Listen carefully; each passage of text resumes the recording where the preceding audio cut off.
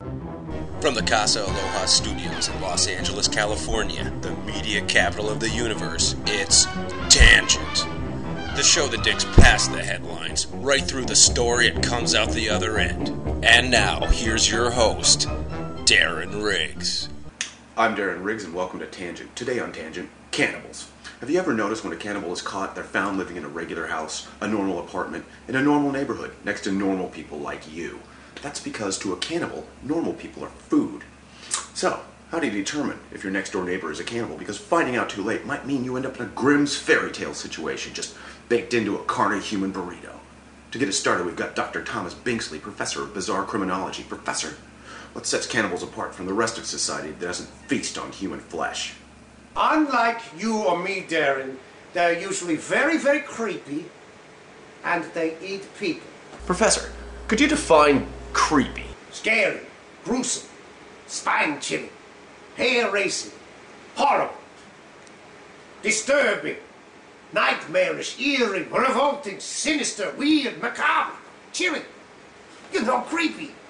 Well, hell, Doctor, you just about described our entire elected government. Plus, nearly everyone I see on the bus. Are you telling me that all of those people are cannibals? The facts indicate, Darren, that 20% of all creepy people are cannibals. Yet 100% of all cannibals are creepy. So you do the math. Probably best not to take any chances. Chilling numbers, Professor. Yes? Let's turn now to Rex Samuelson, famed cannibal hunter, who was tracked down and killed over 32 cannibals in his astounding career. Rex, what first led you to the profession of cannibal hunting? My family was eaten by a cannibal.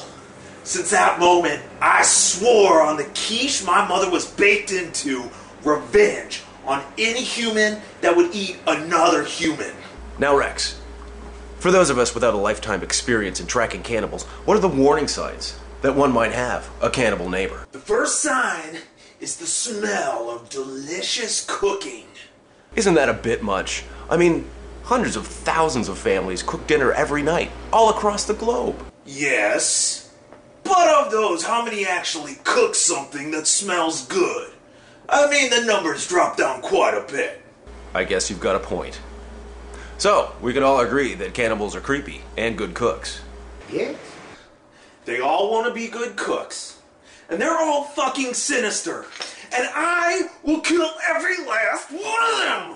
Hang on, we're now being joined by Chef Raphael Brutin. Darren, I dislike the insinuation that those of us who love food and can cook a delicious meal are cannibals. Why, at the Sorbonne I was taught to 5,000 delicacies without the use of human flesh. I mean, look at this eclair. Yeah, but how many recipes did they teach you using human flesh? I'm coming after you, you sick cannibal bastard. Is he really coming for me? Come to think of it, pretty much all chefs are creepy. I mean, think about it. Gordon Ramsay, Wolfgang Puck, and those are weird dudes. And, according to your own statistics, 2 out of every 10 creepy people are cannibals. There is a very distinct possibility that it could be more. This is preposterous. So, what should people living next door to chefs do to ensure that they are not eaten? I have set up a 24-hour emergency response line to report cannibals. 1-900, don't eat me. We will have a cannibal response team at your doorstep within minutes. That's a good idea. But it does assume that you can fight off a murderous attack by someone who hungers for your bodily flesh and dial the hotline at the same time. Well, you can call us whenever you have any suspicions. Hold that thought. We're now being joined by an actual cannibal, the notorious Jethro Ethier. Hi, Darren. I'd just like to let the professor know that there's such a thing in this country as due process, and I'm sure he'll be hearing from the ACLU's lawyers. No. The American Civil Liberties Union does not represent cannibals. Oh, I didn't mean them. I meant the American Cannibal League of Underwriters. I just really wanted you to know that cannibals are people too. We want the same things everyone else wants. A nice house, stylish clothes, a place to lay our head, and occasionally a taste of human flesh. People! You think you're people? You make my stomach turn. You're an abomination. A mutation of what is natural and proper. I will take issue with the professor's statistics. I believe the ratio of cannibals is much higher than he's been quoting. It's actually about 5 out of every 10 people enjoys eating human flesh. Wow, 50% of the human population dines on the other half? You're not trying to scare us with your figures here, are you, Mr. Ethier? Not at all. I mean, I think it's pretty obvious that half of the country wants to be eaten. Have you seen the people at the food court? How can you say that? People have to eat. You can't deny that. Yes, but that's all they have to live for. I mean, look at normal life. Commute to the office, sit in the cubicle, sat down in a chair. Let's call them what they really are, fattening pans. And then they come home, sit on the couch, snacking all night, watching actors. It's the only excitement they've ever had. I mean, most humans are just waiting for the visceral experience of being hunted. It'd probably be the most excitement they've ever had, maybe in their entire lives. You monster! This Jethro character is totally ridiculous. I mean, eating is one of the few joys we mortals have. And the idea that to eat a good meal just to fatten up for a cannibal feast, why, that's preposterous. Preposterous.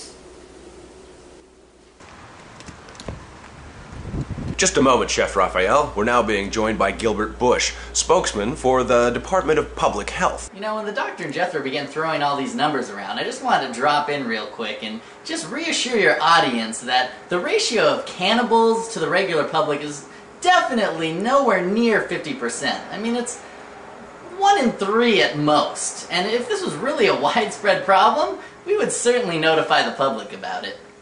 Mr. Bush, what's the department's take on cannibals who have only truly eaten human flesh in order to survive, say, being lost in the woods, stranded on a deserted island, or perhaps a plane crash in the mountains?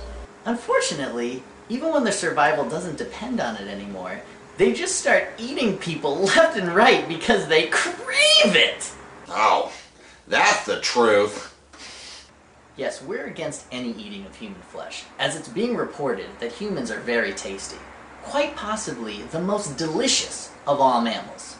We kill bears, tigers, alligators, even dogs when they attack people. Why? Because after tasting humans, those animals will never settle for some inferior meat. My God! Did you actually bake human flesh into the cream puffs? Well, not so much flesh, but really the rendered fat of a very obese American.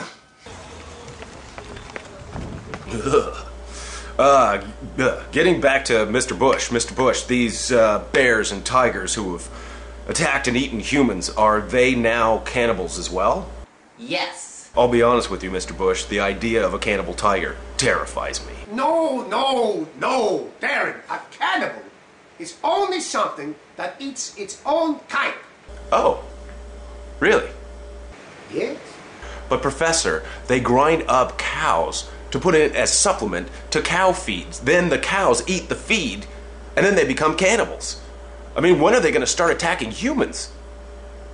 There are giant herds of those things. Now, Darlene, you don't seem to understand cannibalism. Look, there he is. Man! Said I'm coming for you. Where you going? Here, look, I ain't no fool. Here I come. Now, let's see. We all know now Chef Raphael's a cannibal. And you knew I was a cannibal. You had 5 guests on your show. With you, Darren, that makes 6. If my calculations are correct, there's 1 more cannibal amongst you. Who could it be? Rex Samuelson? Professor Binksley? Gilbert Bush? You, Darren? Great point. Which means it's time for another tangent. Unfortunately, we're out of time. I'd like to thank all my guests for joining me here today on Tangent. But the more we talk, the more we say. And really, that's what Tangent is all about.